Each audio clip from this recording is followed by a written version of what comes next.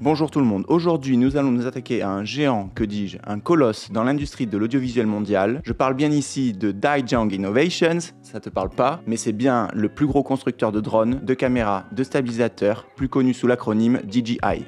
Vu qu'on est en France, je vais dire G toute la vidéo. On s'attaque au dernier HF vidéo. Sur le papier, il peut porter jusqu'à non pas 1 ni 2, mais bien 6 km sans latence. Est-ce qu'on peut se fier au marketing? C'est ce dont on va parler dans cette vidéo. C'est parti.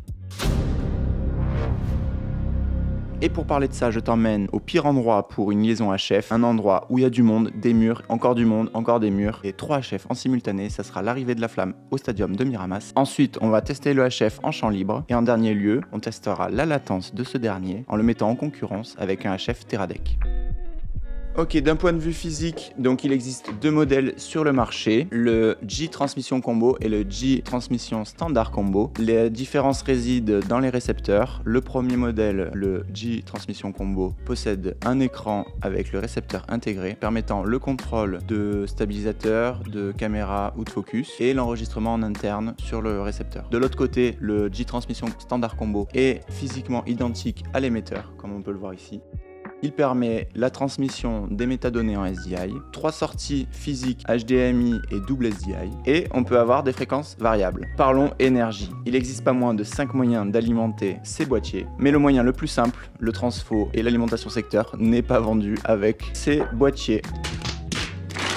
Partons sur la liste pour alimenter ces boîtiers. Première option, on a les batteries qui sont vendues dans le kit de chez G. Facile à clipper, à déclipper, donc voilà, à équiper. Elles ont l'indicateur de charge, de tenue de batterie, et elles ont une bonne autonomie. Deuxième option, les plaques NPF moins onéreuses sur le marché, et elles ont une bonne tenue dans le temps. Troisième option, on peut alimenter via V-Lock, avec le câble fourni dans le kit vendu.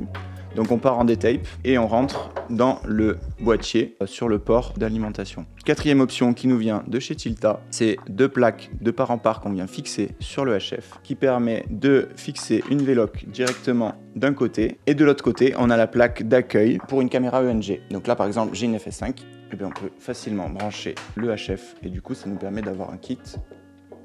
On va éviter de tout casser quand même, d'avoir un kit qui est assez pratique pour faire de l'épaule. Et la dernière solution pour alimenter ces boîtiers, c'est de passer directement via l'alimentation d'un stabilisateur d'un Ronin. Attention cependant parce que la batterie du Ronin va beaucoup plus vite se décharger. Sur l'alimentation, on peut interchanger des sources d'alimentation en direct. Admettons là je suis sur ça, je souhaite passer sur une V-Lock, hop hop hop, je le branche en D-tape. Comme les ports USB de l'an 2000. Dans un sens, puis dans l'autre, puis dans l'autre. Donc, je souhaite passer sur l'alimentation de la V-Lock et je peux facilement retirer la source et mon boîtier reste alimenté. À l'intérieur, on a deux modes de transmission. Le broadcast mode et le control mode. Pour faire simple, le control mode va en fonction de l'environnement choisir fréquence, débit pour avoir une transmission continue, alors que le broadcast mode va se caler sur une fréquence et permettre ainsi d'avoir un nombre illimité de récepteurs et de basculer facilement entre les émetteurs s'il y a plusieurs caméras sur un plateau. Après, il y a une fonction dont on n'a pas parlé, que je n'ai pas testé, c'est la fonction de l'USB-C qui permet d'avoir un intercom depuis le HF. Donc à tester en branchant des écouteurs en USB-C, ça peut être intéressant. À voir comment on peut l'intégrer dans un système avec des vrais intercoms. Le mode de synchro, c'est de rester appuyé sur le bouton G, et voilà, là ils sont connectés entre eux. Donc c'est ultra rapide, intuitif. Donc là je branche le SDI. Pour brancher le SDI, il faut chercher le petit trou, c'est nul. Alright, je rentre en SDI. Rien de plus simple pour envoyer un flux, c'est comme sur n'importe quel HF vidéo, on envoie le flux en SDI ou en HDMI. Et là, lumière de barre, pourquoi une lumière de barre? Je suis en SDI out là. Quand la liaison est bonne, les deux LED vertes s'allument et on reçoit bien le flux vidéo sur le Video Assist. Un tips, l'émetteur et le récepteur, quand ils sont dans un rayon inférieur à 1 mètre, il peut y avoir des décrochages sur la réception du HF. Donc il faut vraiment avoir des portées un peu supérieures à 2-3 mètres pour ne plus avoir ce problème-là. Parlons d'un cas concret, l'arrivée de la flamme au stadium de Miramas. Le plan c'était: la flamme commence son trajet au début de la rue qui mène au stadium. Il y avait plus de 600 mètres à couvrir, avec des animations tout au long de la journée. Et donc, en tout, on avait 3 systèmes de transmission équipés sur caméra, épaule ou Ronin, dont une qui devait absolument suivre la flamme de A à Z. Comme on peut voir là sur les vidéos, on commençait à perdre le signal à partir de 350-400 mètres dans un environnement où il y avait de la foule, des arbres, donc d'autres fréquences HF qui jouaient et les murs du stadium. À l'intérieur du stadium, on n'a eu aucun décrochage, que ce soit dans la fosse ou dans les alcôves avec toute l'épaisseur des murs, etc. Donc c'est quand même assez bluffant pour ce type d'événement, quoi. Concernant les distances de transmission, le HF est surprenant mais reste bien en dessous des distances de 6 km annoncées en champ libre. Lors de notre test en voiture, en effet, on n'a pas excédé 400 mètres de portée. À tester peut-être avec les antennes haut gain vendues par le constructeur.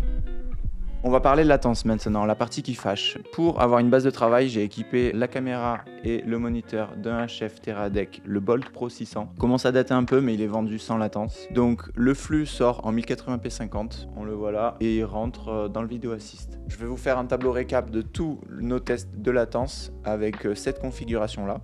Dans tous les cas, on sait que le Teradek est le grand winner des questions de latence. Cependant, on voit très bien les autres évolutions technologiques et avantages que le G Transmission nous propose. En conclusion, le G Transmission est une réelle avancée technologique par sa qualité et sa distance de transmission HF. Il a de quoi se placer parmi les meilleures références du marché à un prix qui est très abordable. Il reste le seul inconvénient, la latence qui est non nulle mais qui est très négligeable pour la majeure partie des cas d'utilisation. Je vous dis à la prochaine, n'hésitez pas à liker, à vous abonner et à commenter. Si vous avez des questions, ça sera un plaisir pour moi de vous répondre. À bientôt.